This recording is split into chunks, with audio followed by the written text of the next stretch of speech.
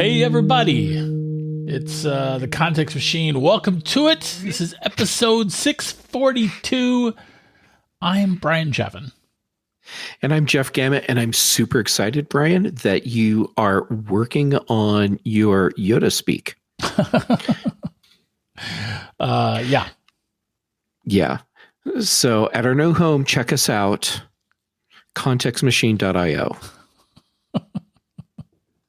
You can also use contextmachine.io to reach out to us. You can find us on Mastodon at Context Machine, or you can go straight to the source at all the socials. I'm Geek Tells. And I'm Jay Gamet. Yeah. Yep. And I want to just right at the top, I want to thank Jeff Taylor for his review of my book on Goodreads. I'm specifically mentioning this one because he mentions the Context Machine. Well, that's really cool. Yeah. I think it'd be worth mentioning even without the Context Machine reference, but that makes it doubly good.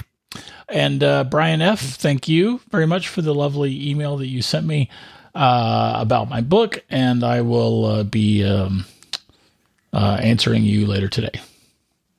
So thanks. That's awesome. I am just so happy that people are reading your book. Yeah. And delighted. They're enjoying it. Yep. It's amazing. It's amazing in the sense that it's just so cool. It's not amazing in the sense like it's amazing that someone liked my book. Of course people are liking your book. It's really good. Okay, I took it that way, but that's fair enough. Fair enough. I'm waiting to be review bombed though. There was a story about India going after Apple for warning Indian citizens that the Indian government was hacking them. Mm-hmm. And I reposted it was because it was on Blue Sky where I don't have any followers because I don't ever do anything. But I said I said fascist country gonna fascist. So now I'm waiting to be review bombed by the fascist Indian government. So that's cool. Yeah. Well, I mean, now you have something to look forward to. Right. Yeah. It's pretty obnoxious there that they went after Apple for warning its customers that India was hacking their devices. Yeah. Right. So we have some stuff to complain about. Yeah, we have stuff to complain about. Let's talk about Amazon Prime Video ads. See, we have something to complain about. You're already paying all this money for Amazon and for Amazon Prime, which includes all of this content. And now they're going to start injecting ads into it. Yeah, but for $2.99 more, you can remain ad free. Yeah, which means that if I'm going to be watching content on Amazon, I will have to pony up $2.99 a month. More extra. Yeah, more extra. This is not free to $2.99. This is I don't know, what is it? $13.99. I've got Amazon Prime and videos included in that. Right. And Amazon Prime is what, $130 a year? Is that right? I think it's more like 150 or 80 or something right now. Oh my God. How much does Amazon Prime cost? $139 a year. Oh, okay. Sorry. But you're in California, so everything costs more. And it's $14.90. It's $15 a month for Amazon Prime Video. If you're not a Prime subscriber, if you're just doing their video service, it's $15 a month. So it'll be $17.98 to stay ad free. Well, so I'm it is I have a lot of thoughts on this, and they're all screaming to come out. There, there is the fact Really? that it's already expensive, and they're making it more expensive. And but at the same time, maybe I'm surprised that it's taken this long for these subscription services to begin adding ads. I guess Hulu does ads too. You can get ad supported versions of a lot of the services. And but typically you pay a lower price. Yeah. Well, and here you now have the privilege of having ads for full price. And then for an add-on price, you can get rid of them again. Actually, I'm wondering if the $14.99 is the new price. I doubt it. Well, because that information was coming from an Amazon site. I don't even know. I guess I don't really care. All right, so I'm double checking. $14.99 is the current monthly price. Students can get it for cheaper, by the way. Yeah, and if you want ad-free streaming, once that becomes a thing, then it's basically $18 a month. Right. I feel like this is part of the process of the multitude of streaming services winnowing itself down to fewer streaming services.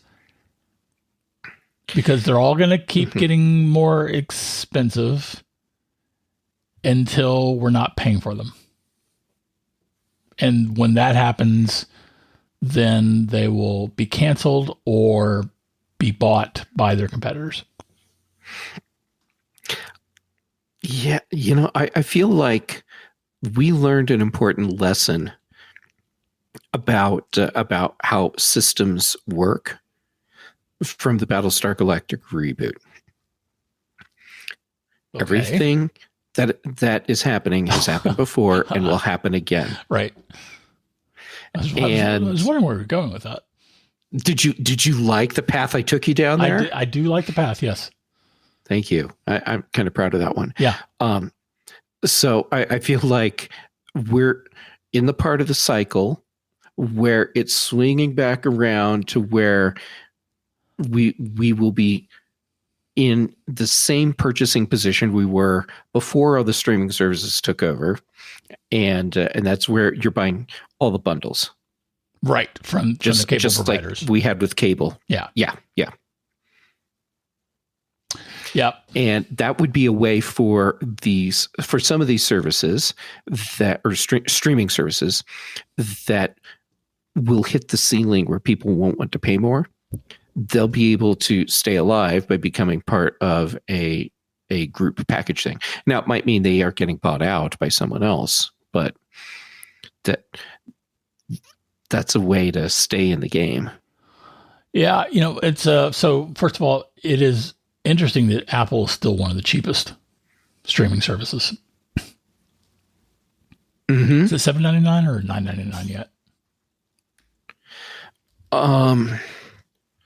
I don't remember how much Top Men does Apple $9.99. So it was $9.99. $4.99 not that long ago, and it is now $9.99. But it remains one of the cheapest, and I think one of the best of the streaming services. Apple does have a lot of really good content. Really, really good content. That is for sure. They still don't have a back catalog of much of a back catalog of stuff that's not theirs, but the stuff they're putting out is great. And I also don't think that I doubt Apple will cancel this.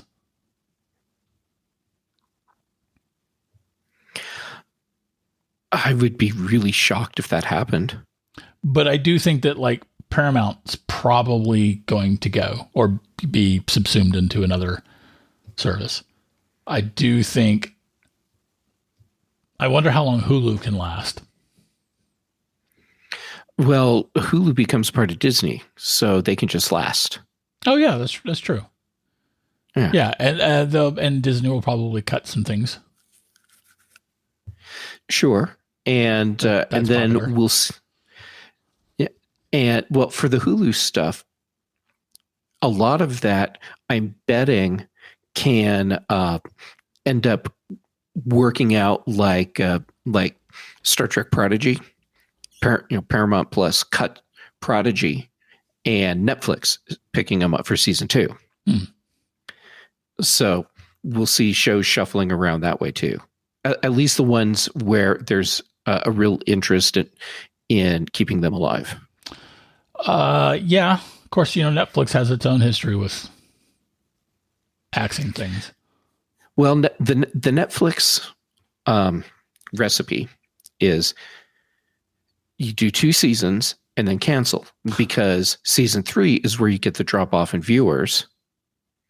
So and you often cancel the show. have to start renegotiating with the actors and writers and producers too. Yes, there's all of that. So you axe at the end of season 2, and it saves costs, and now you go into the next season or next show.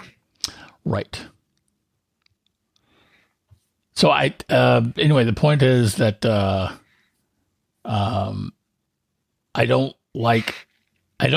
can't stomach the idea of watching ads on a subscription service that I'm paying for.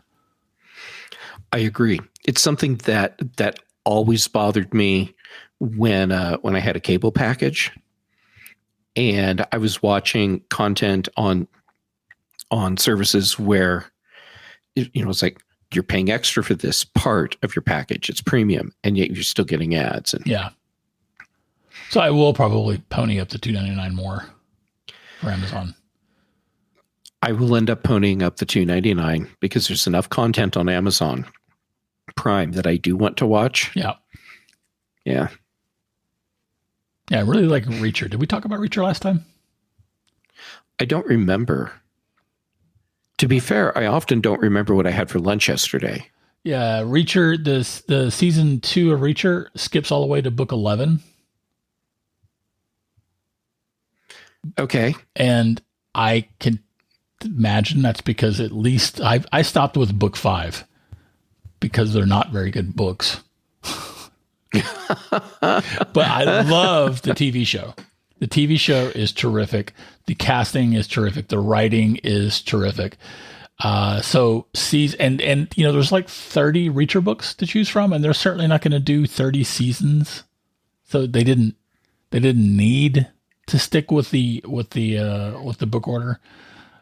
So really what they can do is pick the stories that they think will translate well to screen, and then just do those books. Wow. It's interesting. I was thinking more like they can skip the books that suck the most. I'm not supposed to trash talk books as a writer. I'm not supposed to trash talk books, but the Reacher books were and I had been told very specifically that they get better. So I maybe should have skipped those first few myself, and I'm sure that I'm guessing they do get better. But anyway, this current season of Reacher is great. I've had a lot of people tell me that different properties, TV shows, books, get better when you stick with them and get into later seasons. And my feeling is there's so much good content out there. I don't need to invest my time in multiple seasons of something that I'm not enjoying to get the payoff for the stuff that I will later enjoy. So I just don't do it, which means I probably won't start reading the Reacher books because I've had the fair warning that, or maybe I'll read some of the later ones. Yeah. I don't know. You could probably just skip the Reacher books. Okay. Well, you know what? I'm going to skip the Reacher books. Yeah. And quite frankly, I like the Tom Cruise Reacher movie. Which I didn't see. It gets crap talked by fans of the books because Tom Cruise is not 6', he's like 5'6" on a good day. Okay. With lifts. And with and Reacher's supposed to be huge.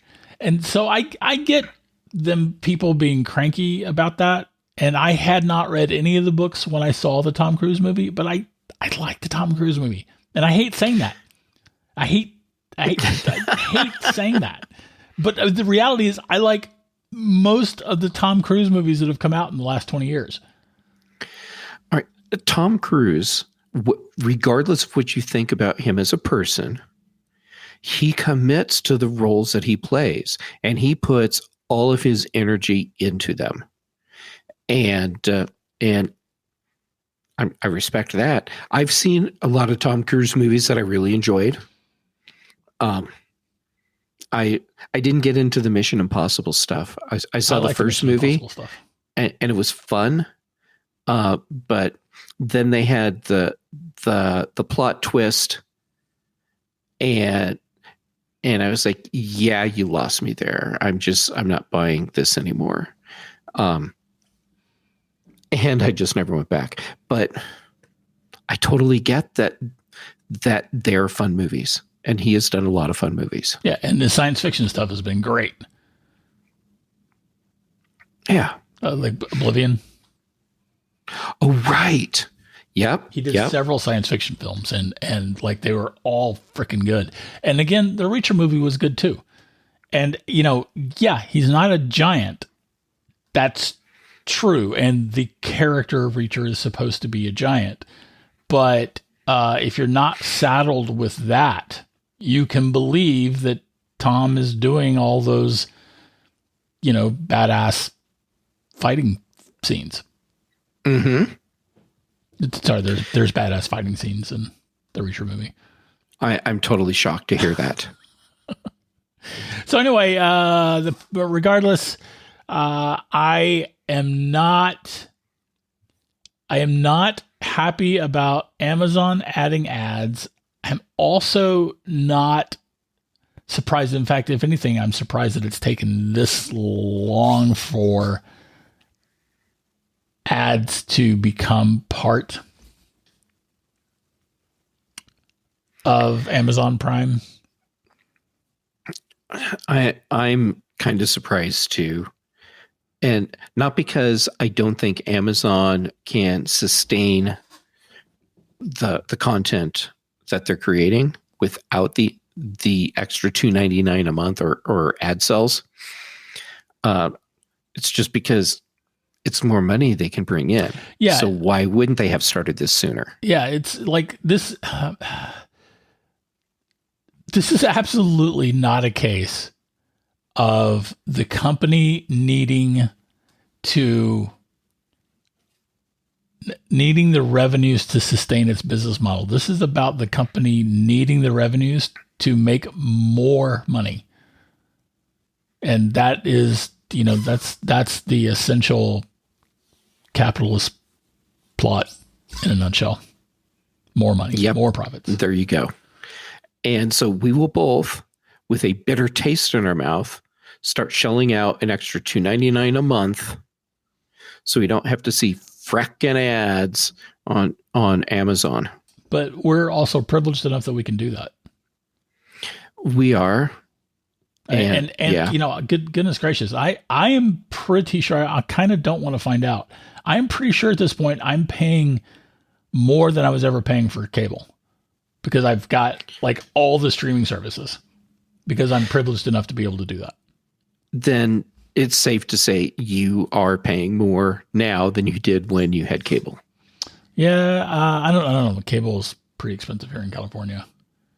Oh, well, either way, you're shelling out a lot of money every month. Should we do some live tabulation? So we've got Apple TV Plus. Sure. Let's see how much money you are spending on services. So you can check the prices. How much is Hulu? Because I've definitely have Hulu.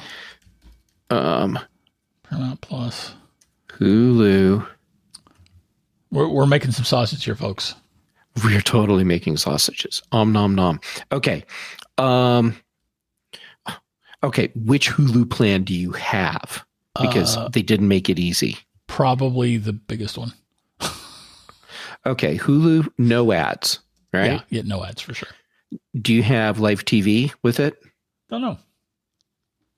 Okay, so let's just assume Hulu no ads. That's $17.99 a month. Yeah, that actually sounds right. Jesus, 70. Good Lord. And Apple TV Plus is $9.99. Paramount. What's Paramount Plus? How much?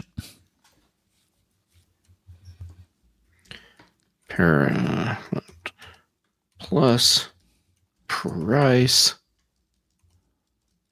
Plan starting at $5.99 a month. Okay, so that will be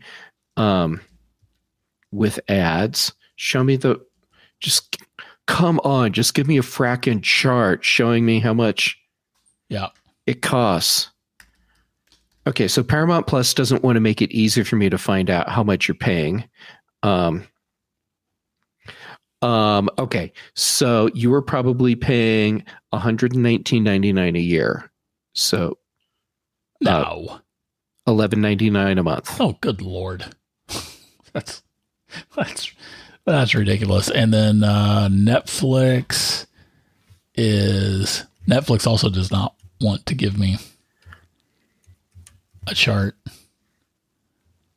I'm already subscribed, so they don't want me to see how much. Okay, choose your plan. Let's see what I get there.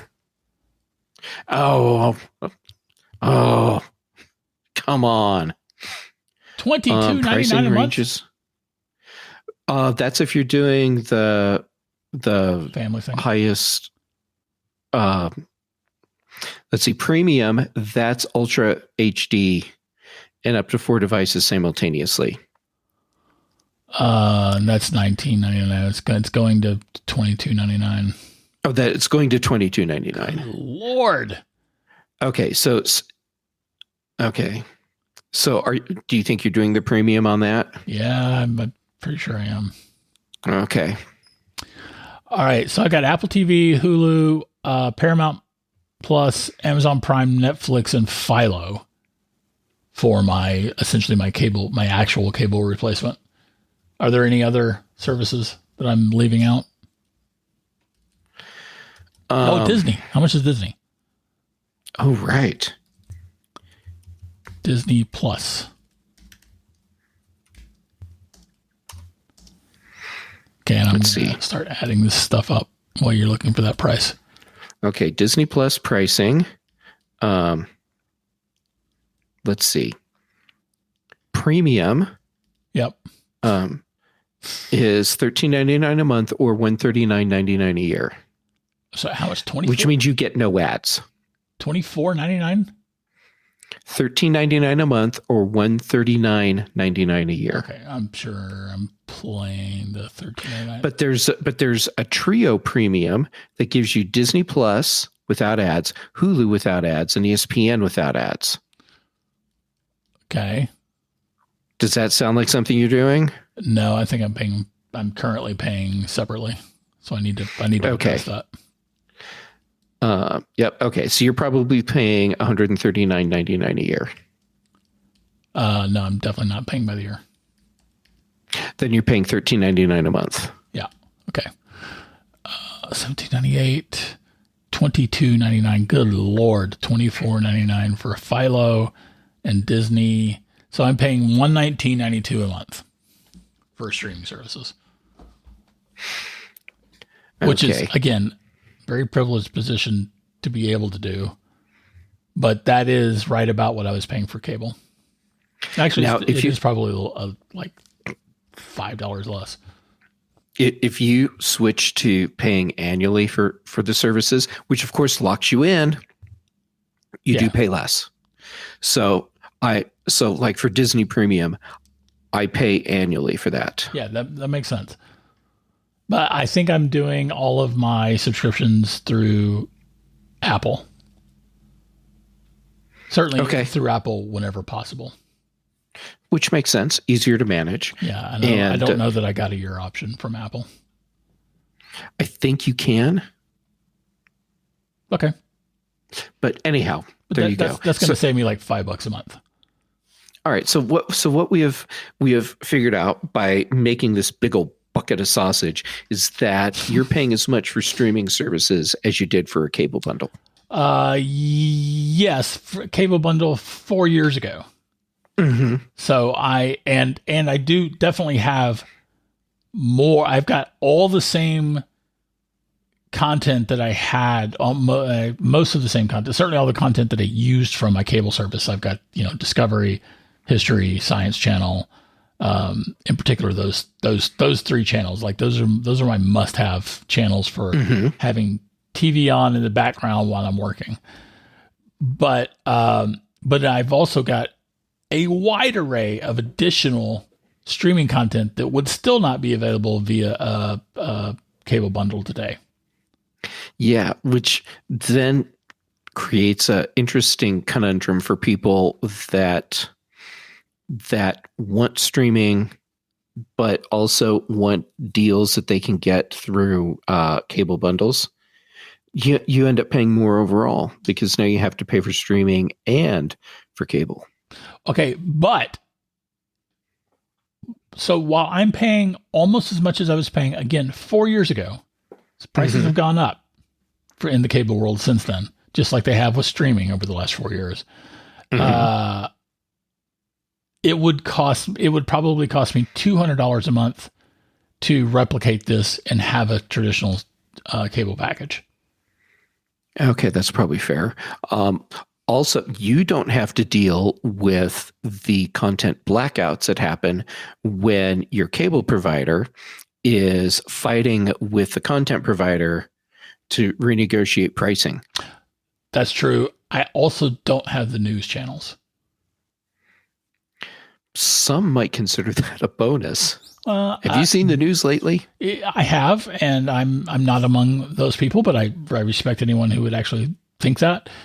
There are certainly, at the very least, times that I want to be able to watch news during, outrageous or special events.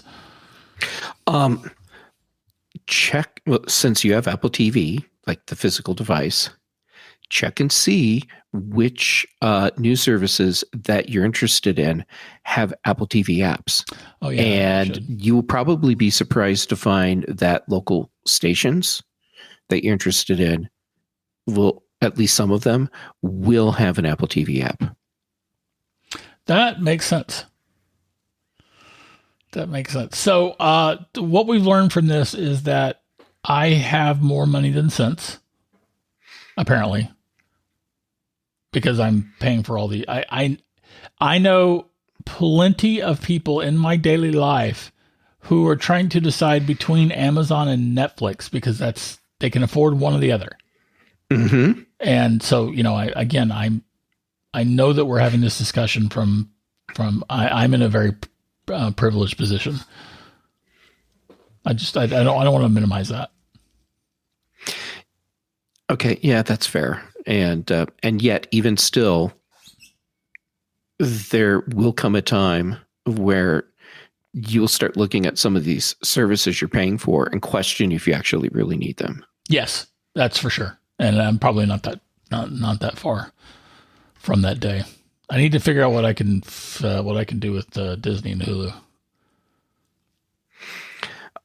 But anyway, we can make that sausage different. We'll use a different great episode. Content for another episode. Right. So we also, by the way, we have another TV related issue of we do Slow Horses. Yeah, I'm really pissed off about Slow Horses. Why? Because the season's over. Yeah, man. So it was a 6 episode season, and that's not even a season anymore. That's just a mini series. Yeah, well, and I feel like, all right, so one of the things that the writers' strikes were about was stopping so-called mini rooms, and mini rooms are where they would essentially bring writers together to cram out. I don't even know what that means, but we know exactly what that means, and it is not sanitary. to write a few episodes of a show and then they're let go. Right? So they don't have any sustained employment. And so one of the things that the writers were striking about was to end the so-called mini rooms, and 6-episode series were part of that. Ending those was part of that strike, and I'm a little disappointed that Apple did a 6-episode show series, because the previous 2 seasons of Slow Horses were 8 episodes, which is still not a lot. Well, okay, so then this is the sort of flip side of the coin. I didn't feel like anything was cut from the book. Like, I feel like they made this season feels like it was as long as the season needed to be in reality. Is, completely contrary to me bitching and moaning about Apple doing a 6-episode season. Did you not feel the same way? Did it feel rushed? It didn't feel rushed, but it felt incomplete. No, I feel like what you're really saying is that you simply wanted to be in that world more. Well, so there's you're that disappointed too. that you couldn't be in that world more. There is that. However, they gave us a okay. So there's a whole thing, the Chekhov's gun thing. They gave us a Chekhov's gun and never used the gun. Where was the gun? So you're referring to the fact that if there's a gun on the mantelpiece, it needs to go off by the end of the first act or the second act. I forget how the right. Yeah, and I'm using that loosely. Like, so what I mean is, you give us an element, and you have to use it. And they did that. Okay, so if I describe, or if I give us a little bit of information, I fear that I'm running into spoiler territory. Okay. So, but spoiler alert. Okay, spoiler alert. Spoiler alert, everyone. The diamond. Yeah. That's our Chekhov's gun. And they made a thing out of it, and then it was just gone. So I've read all the books, and I don't want to give any spoilers on future books, even though these books have been out for years. Yeah, my assumption is that because it's a carryover element from the previous season, that my assumption was that we would see the resolution of it this season, and we get it, and we get no resolution, and we only get 6 episodes. I think that your complaint will have validity if when the show's concluded, it's never come up again. Because I don't think this is anything they had to resolve in this particular season. I mean, this particular season, basically takes place over like a few days, like 3 or 4 days. Right. And it's only 6 episodes. So if they could efficiently and effectively tell that story in an engaging way in 6 episodes, then why not throw in the money to do it as a 2-book series or season? And they wrap up that storyline, but now you still have the carryover of the element that didn't get wrapped up. And it goes into the second half of the season. What are you yakking about, man? What I'm yakking about is I am tired of the whole thing of new season coming, and it's just a mini series. We grew up in a time when a full season meant like 20 episodes. We grew up in a time when a full season was 24 episodes.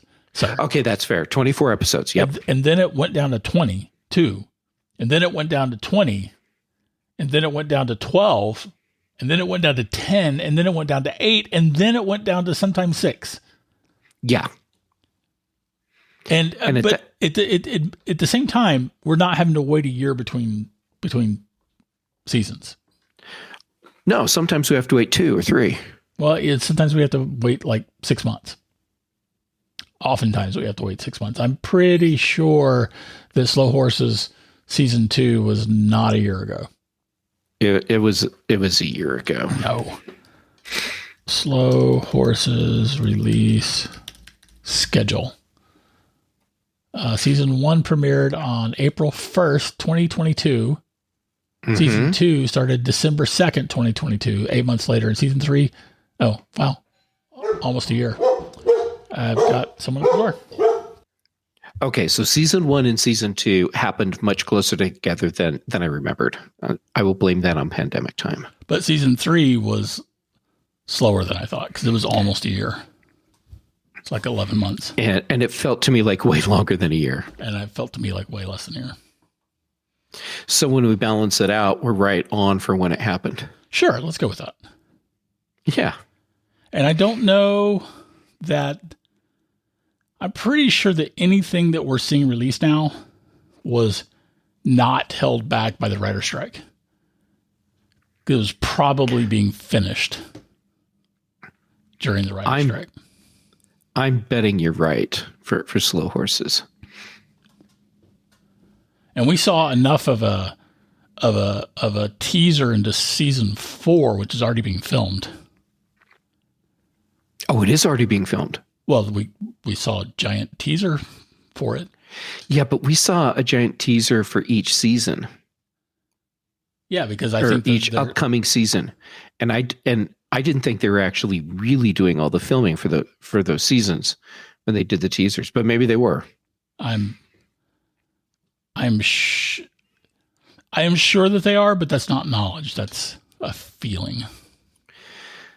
Which, I mean, and you know what? I love going with feeling. I love that. But the thing is, the seasons were being released, and we didn't have confirmation of a next season yet. That's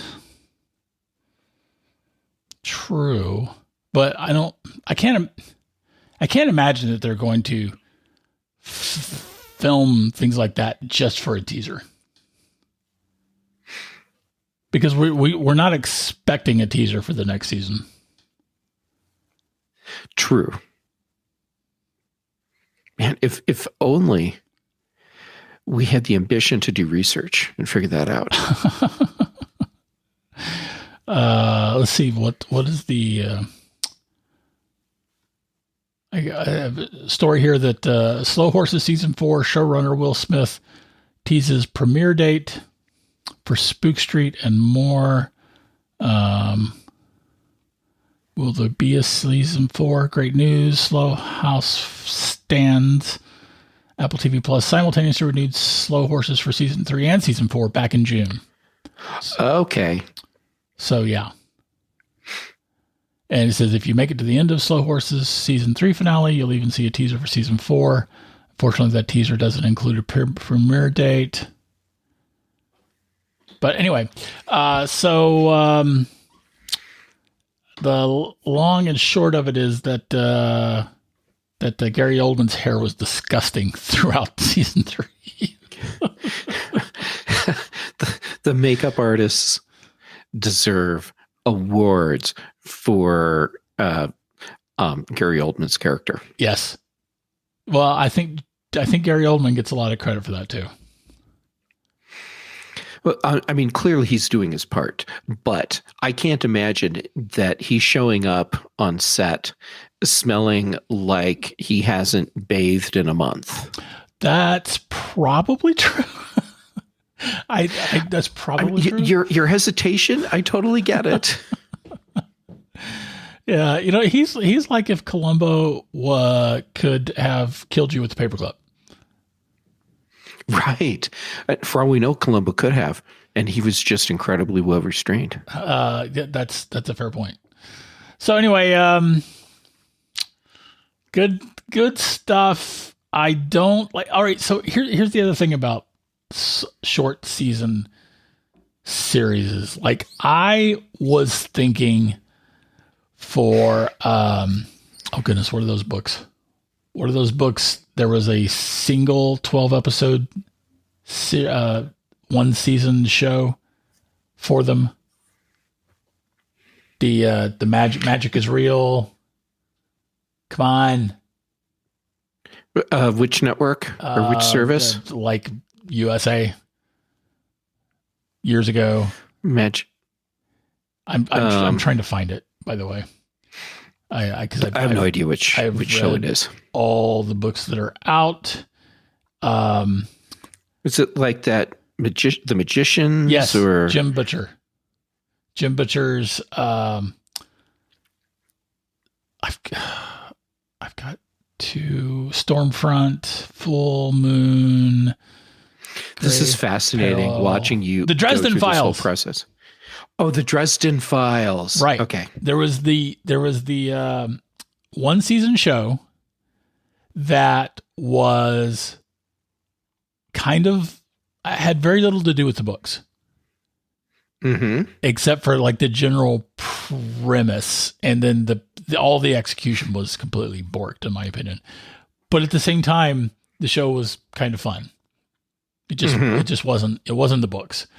And what I feel like should be done with that series, because the books are relatively straightforward, even compared to the Slow Horse books. But what I feel like they should do is 3 episode arcs for each book, because there's 19 books so far. That's a lot of books. It's a lot of books. And so obviously we're not going to have 19, even 8 episode or even 6 episode series for books like that, not without changing out some of the actors. And, there aren't many shows that can go that long anyway. But 3 episode arcs, kind of like the Thing with the Thing, the Benedict Cumberbatch. Oh yeah, the Thing. The Wait, Thing. What? The Thing with the Sherlock Holmes stuff. The 3, because they did 3 episode seasons. Oh yeah. The Benedict Cumberbatch Sherlock Holmes stuff. Stephen Moffat. Yes. Did that. Right. Yep. And those were 3 episode 2-hour shows, or three, right? Weren't they? I think they were. I think so. We're top freaking men. Anyway, the point is this: 3 1-hour episodes for each book, with each little pseudo series being one of the books, and I think that would be a terrific watch. Sure, and I wouldn't even call those series or seasons. I'd call those miniseries. Let's do it. Let's do another miniseries of connected miniseries. Yeah, I mean, a miniseries, a couple episodes, you're done. A connected miniseries. Connected miniseries. I like that. Right. Which is kind of what they did with Sherlock. Yes. I don't think I think that Mick Herron's books, he's the guy that wrote the Slow Horse stuff. I think they're probably there's a little bit more going on in them than in the Jim Butcher Dresden Files books. Mm-hmm. So I definitely please don't have season 4 be 5 episodes, please, or 4. Please don't do that. I would be pretty pissed off. Yeah. What I'm hoping is that it's at least 6 episodes, because they signed the deal for both seasons at the same time. Depending on what they do, and depending on the response they get to season 3, they could end up pulling a what series did they throw an extra episode in after the deal had already been signed? Apple came back and was like, yeah, it's on Ted Lasso. Mm. They had a whole season contracted out. They have it all plotted and everything, and then Apple comes back and says, you know what, throw another one in. And so then they had to go back and scramble and figure out how to fit it in, and they came up with a Christmas episode that came out in the middle of summer because they had to film it in the winter when it was snowing in the UK. And yeah. Anyhow, the point is, you never know. Maybe Apple will surprise us and give us a little extra something. Yeah, maybe. Because it's a really good series. But I suspect that you're right that season 4 will also be a 6-episode show. And I seem to recall that the 4th book was a little more involved. So I don't know. I want to iterate, though, that as quick as I am to complain about something I don't like, shocking for those who are, if you're just tuning in for the first time. I had no idea. I did not feel that this season of Slow Horses skipped anything. Not having read the books. It didn't feel rushed. It didn't feel rushed. And my disappointment was I wanted more episodes so I could just be immersed in that world more. And I felt like we were cheated out of part of a story where they gave us a little bit of a setup on it and then just seemingly dropped it. Still going on about that? Yep.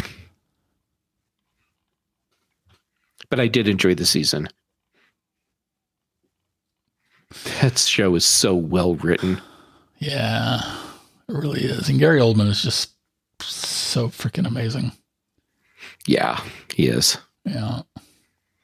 All right. Can I give us an update, a sort of year end? This is the last episode of the year for us. Holy crap. I hadn't looked at the calendar here in the studio to realize that, this is the last episode of the year for us. Yeah, it is. So yes, I went to hear your... No, I didn't actually say what it was I was going to ask. I mean, Brian, tell me, what is it that you want to do? Well, Jeff, I would love to update everyone on the status of my book. Oh, that's fantastic. I think you should do that. But seriously, yes, I would love to hear that. Genuinely, yes. So it's not quite year-end totals, but might as well be. I ended up selling 56 copies of my book on iTunes on the Books app. And nice. Yeah. And 70, let's see here. 82 copies on Kindle and cool. 15 copies on Barnes and Noble. Most of those, all but one being an ebook. I did sell one ebook on Barnes and Noble. All the rest of them have been hardbacks and softbacks. Okay. And I added a hardback to Amazon. Cool. All right. Nice. So that brings my grand total up to precisely 150 units sold in the first essentially 6 weeks.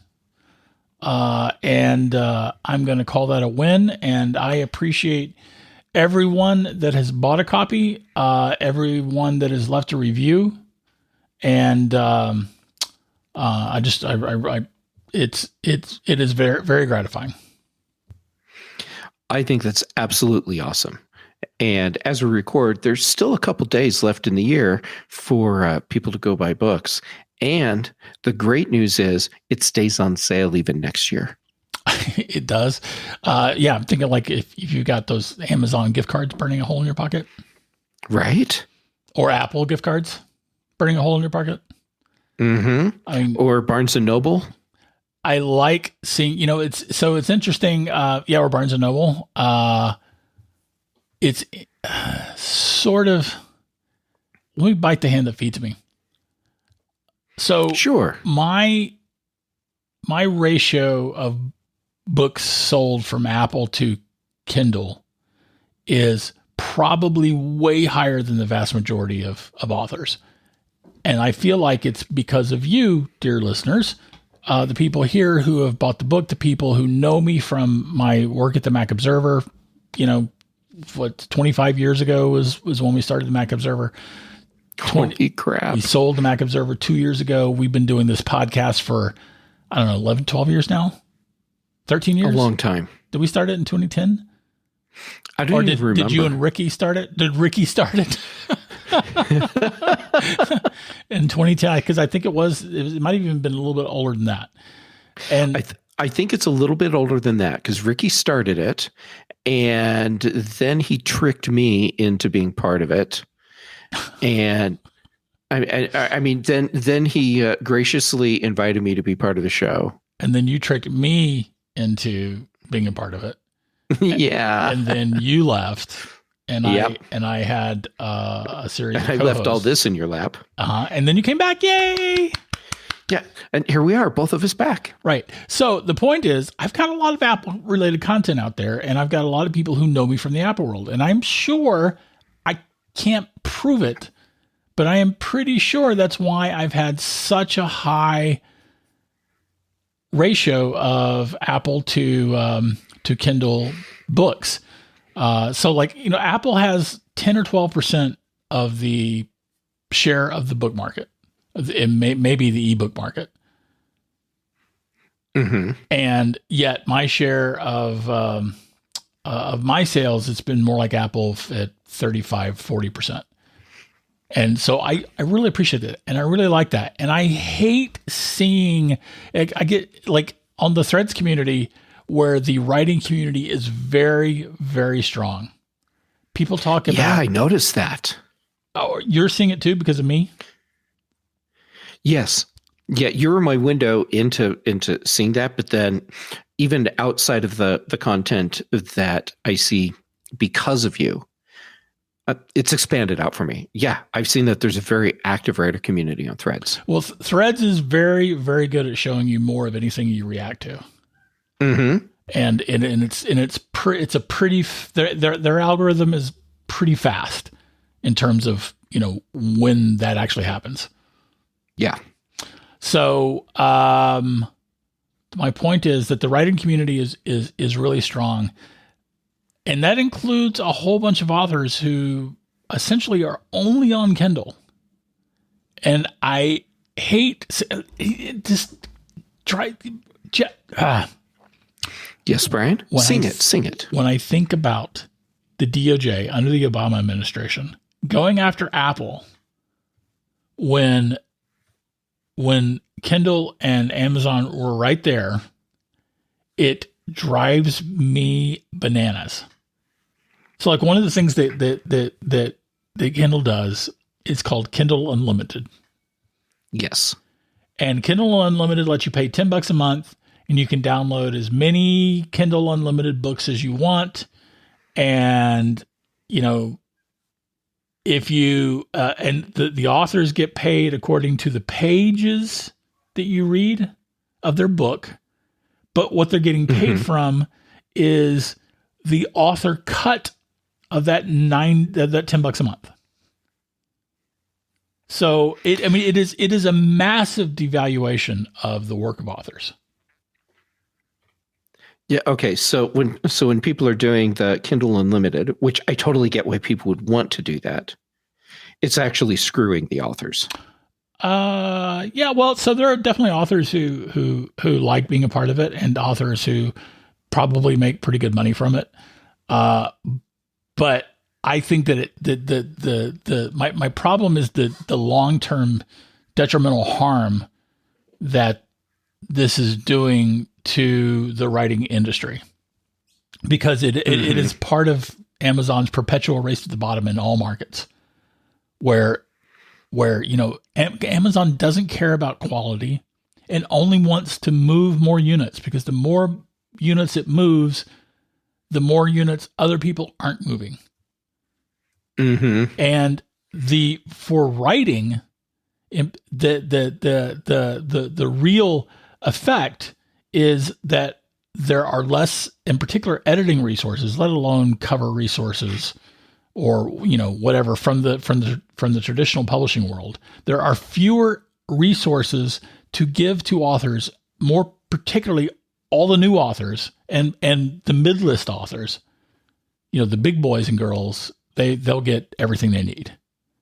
The 20 to 50 authors that make the publishing industry all of their profits, They will have all the resources they need. For all the hundreds and thousands of other authors, they don't get those resources. And that means the quality of the book that you're reading is getting worse all the time.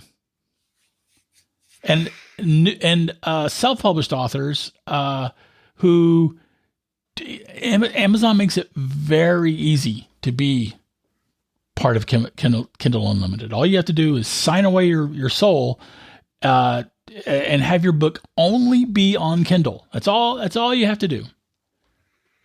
Oh, I didn't realize that made it an exclusive. Yes, it is an Amazon exclusive. To be in Kindle Unlimited, your book must be exclusive to Kindle.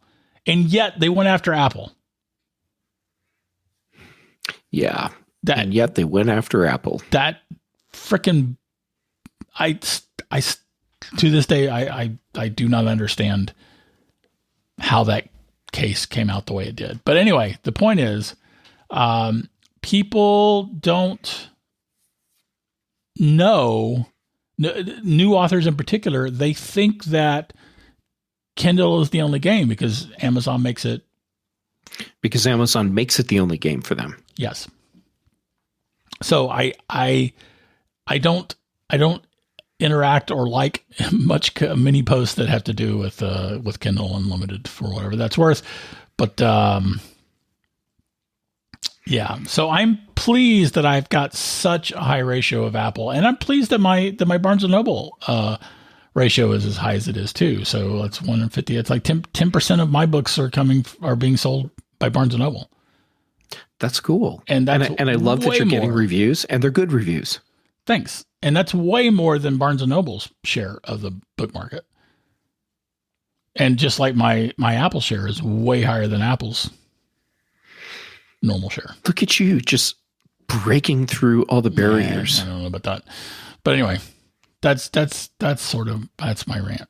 But I've sold 150 copies of my book, and I'm super excited and thrilled about it. And I'm working on book 2, and I'm also working on some short stories set in the same universe as Mason. And I'm still tweeting from Mason's account on Threads, Mason Truman PI. Wait, what? That's yes. not Mason? Well, that's not Mason? No, that's me. Oh, man. Yeah, Mason is not coming to you via Tachyon from the year 2939. What the son of... You're the best. Did I sound like I was genuinely disappointed? You did. I'm kind of impressed. I almost took it to the whiny crying point, but I thought, I don't need an Oscar for this. Well, I don't know. I think you should get one. All right. Thank you. Yeah. Yeah. So, and I've also, let's see here. I've sold, 14 of the 15 books I've sold on Barnes & Noble have been hardback and softback, most of those hardback. And 23 of the 82 books I've sold on Kindle have been softback. I did add a hardback to Amazon. And for the record, the hardbacks on Barnes & Noble have a dust jacket. And there's no printing on the cover, but the hardbacks on Amazon don't have a dust jacket. They just got the cover printed directly onto the hardback cover. So, okay. So, serious question. Yeah.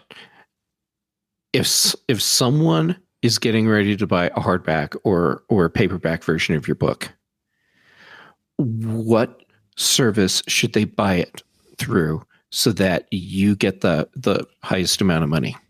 I get roughly the same amount of money from either. Okay. I set all the pricing so that I was making the same $3 and change on every book, no matter where it was.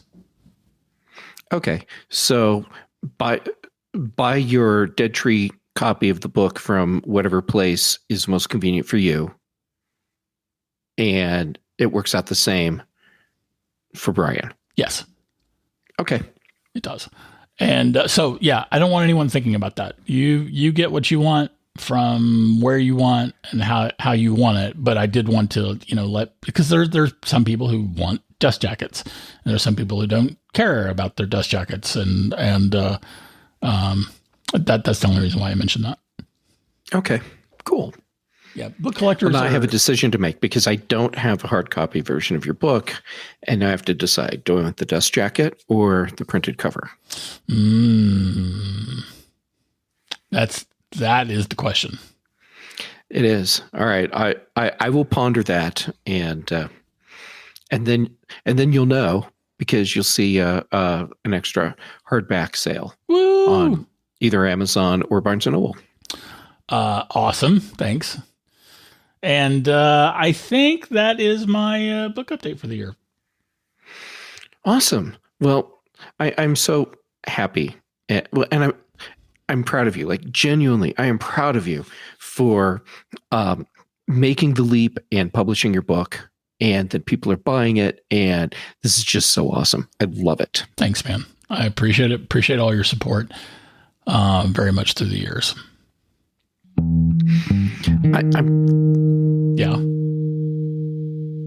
I'm just glad I could be here. Thanks. Let's see. That is this week's Context Machine. If you have anything to comment on, add, or question, you can write to us at contextmachinepodcast@gmail.com. Who has contextmachine@gmail.com? Someone does. And it's not us. Someone does.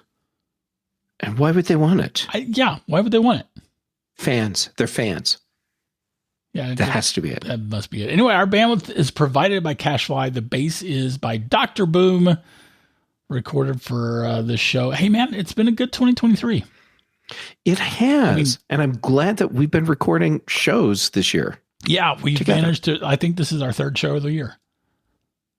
Yeah, we're on a roll.